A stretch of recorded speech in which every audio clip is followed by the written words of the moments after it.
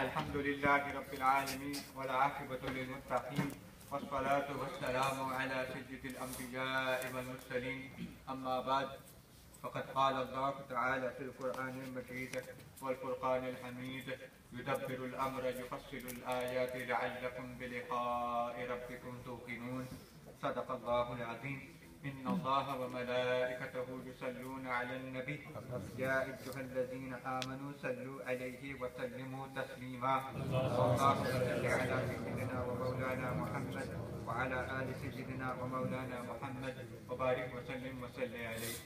Inshallah ta'ala, today very briefly I would like to talk about one of the beautiful names of Allah subhanahu wa ta'ala in the form of Al-Mudabbir. This is a name that has come in the Holy Quran in verb form. It is used in the ahadith of our Prophet alayhi salatu wassalam. You will know that in Arabic, all words, they derive from three root letters. And the three root letters for Al-Mudabbir are Dal, Ba and Ra. What does this mean? When we look it up in the dictionary, it means piche, behind, last. These are the kind of words that you will see when you look up the word Dal, Ba, Ra. I'll give you an example of its use in the Hadith literature. Our Prophet sallallahu alayhi wasallam explained when a dua is most likely to be accepted. Duas are always heard by Allah subhanahu wa ta'ala, but there were certain times of more acceptance where Allah subhanahu wa ta'ala's rahmah is ever closer. And one of those times our Prophet alayhi salatu wasalam explained was Duburis salawatil khams. So the word dubur has come here, meaning at the end, when you have completed the 5 daily prayers. As soon as you have completed the 5 daily prayers, then perform dua, because this is a time of acceptance from Allah subhanahu wa ta'ala. So the word dubur has been used there as well. When referring to Allah subhanahu wa ta'ala, what does Al-Mudabbir mean?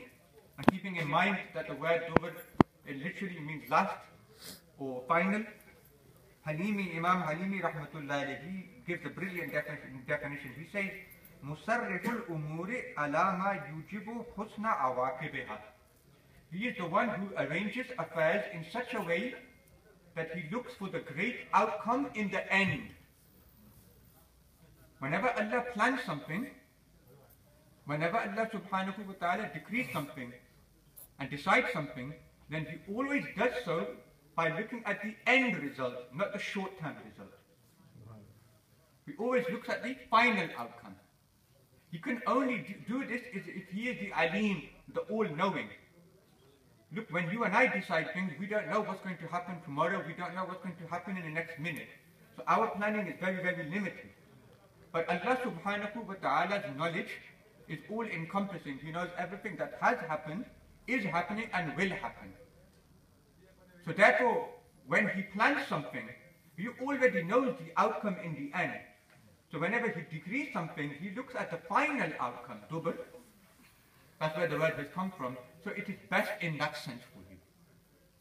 So by saying that he is the Mudabbir, we are also accepting that Allah subhanahu wa ta'ala, he is always the Alim as well. He is always the one who knows everything as well.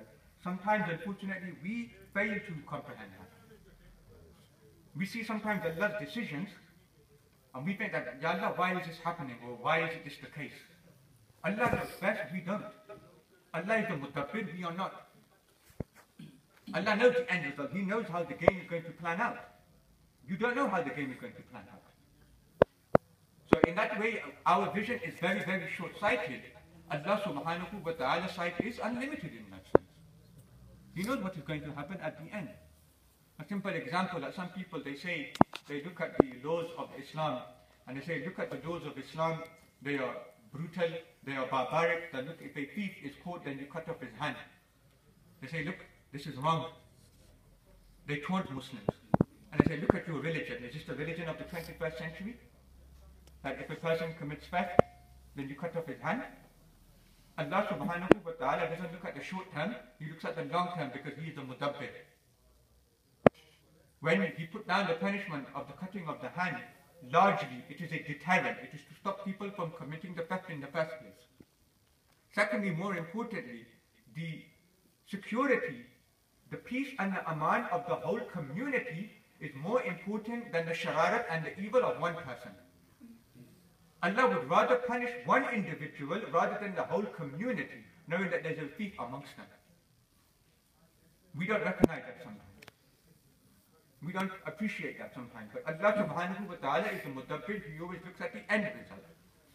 The month of Ramadan is here, the month of Rahman, the month of blessings. In this month, and especially in the summer months, people sometimes they look at us and they say, look at these Muslims, they're keeping fast for 19 hours. They are starving themselves and they're keeping themselves hungry. They are doing that to their children as well. That they are depriving them of water in this blistering heat. Allah subhanahu wa ta'ala is the Mudabbir. He doesn't look at the short term, he looks at the long term. Spiritually, he reminds you and I that every single time you fast, you are distancing yourself from the fire of hell by the travel of 70 years. Every fast you keep, you are far further and further away from the fire of hell. He is looking at the end result. People say that, look, you are starving yourself and you are keeping yourself hungry for no reason. Allah subhanahu wa ta'ala knows best. He knows the end result. And He knows something which doctors now tell us in small amounts, that fasting is actually good for your body. It actually improves your system. You become more and more healthy by fasting. If you need proof of that, each and every year, every 6 months in fact, there is always a new diet that is on the market. That people are here, they are obsessed about keeping their weight down, and there are always different types of diet that people are trying to plug. This type of diet and that type of diet. And the most recent one over the last couple of years now, all of them involve fasting of some food. So they have said that at least once a week, keep yourself hungry. But this way it will actually ensure that the digestive system and your physical system is improved by that. It is a good way of actually improving your physique. Allah subhanahu wa ta'ala is the Mudabbir. He knows all of these things. We unfortunately, we are short-sighted, we don't realize it. So we put our trust in He who knows the end result, who knows everything that's going to happen. So sometimes you and I, we come across decisions, we come across disappointments in life, we come across anxiety in life, and we scratch our heads, and we weep and thinking that what is this, and Allah is in control of everything, why is this happening? The reality is that we don't see the end result. Allah subhanahu wa ta'ala does as well. If Allah is the Mudabbir, this also calls upon you and I to sometimes look and think more long term as well. That in our affairs as well, we should be planning ahead, and our planning ahead is looking at the akhirah as much as possible. Whenever you make a decision, look at the akhirah. Think about the end result. Some people, they think very short-sightedly. They cheat people. They steal. They scrounge on the welfare state. They play the lottery. They do all kinds of wrong things. They sell alcohol in off-licenses. What is the point behind that? In Birmingham, I have to say it's unfortunate that most of the Muslim restaurants, even if they don't sell alcohol themselves, they allow alcohol consumption on site. And the same restaurant, outside, they've got a plaque saying Bismillah, and they've got the law there asking for barakat. This is short-term planning, isn't it? Allah provides you with rizq. Allah will provide you with sustenance. You don't need to sell alcohol to do that. It is us being short-sighted. Allah subhanahu wa ta'ala, because He is the Mudabbir, sometimes He asks us to look long-term as well. For us, the long-term is the akhirah. No matter how long we live here, we can live for 100 years, we can live for 1,000 years. It is nothing compared to infinity. It is nothing compared to eternity. Our time here is very short, so let us focus on the akhirah. This is the real house. تِلْكَ الدَّارُ الْآخِرَةُهَا نَجْعَلُهَا لِلَّذِينَ لَا يُرِيدُونَ عُلُوًّا فِي الْأَرْضِ وَلَا فَسَادًا. But the akhirah, that is for the person who shows true iman, for the one who thinks and the one who thinks about the akhirah as much as possible. May Allah subhanahu wa ta'ala give us the ability to plan our affairs so that we keep the akhirah at the front of our thoughts. Ameen.